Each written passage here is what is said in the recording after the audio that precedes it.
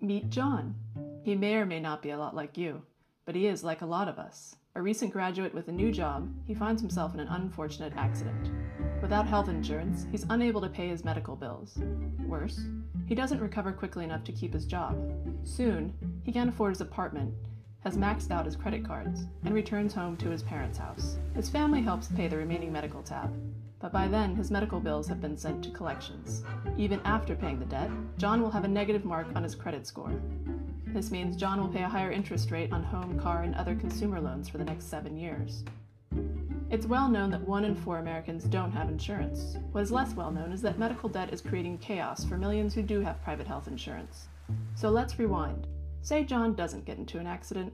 Instead, he gets a good job, has health insurance, starts a family, and buys a home. Eventually, he gets sick. His road to recovery is long. His wife, Jane, takes time off to care for him.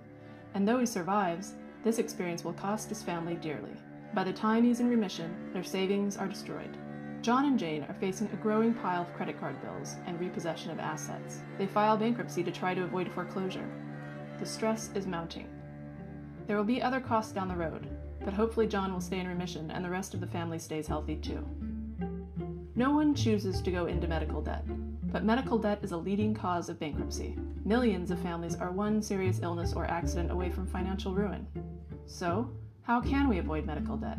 Health spending in the US is 2.5 times higher than in other wealthy nations. Despite the high cost of care, Americans are sick and die earlier than people in other countries. How did we get here? The root cause is our for-profit healthcare industry, which benefits a few at the expense of the rest of us. The truth is that insurance giants and investors are making out like bandits, while the rest of us spend our lives hoping we won't get sick. There are no individual solutions. We must act collectively. If John had been lucky enough to live in a country with universal health care, he and his family would not be financially ruined by medical debt. He would be able to focus on getting well with a better chance of recovery and return to his life, rather than returning to a life in pieces. Medical debt is a symptom. The disease is our for-profit healthcare system. The cure is a system that serves us all. We need to occupy the healthcare crisis and demand change. Now is the time. It's life or debt.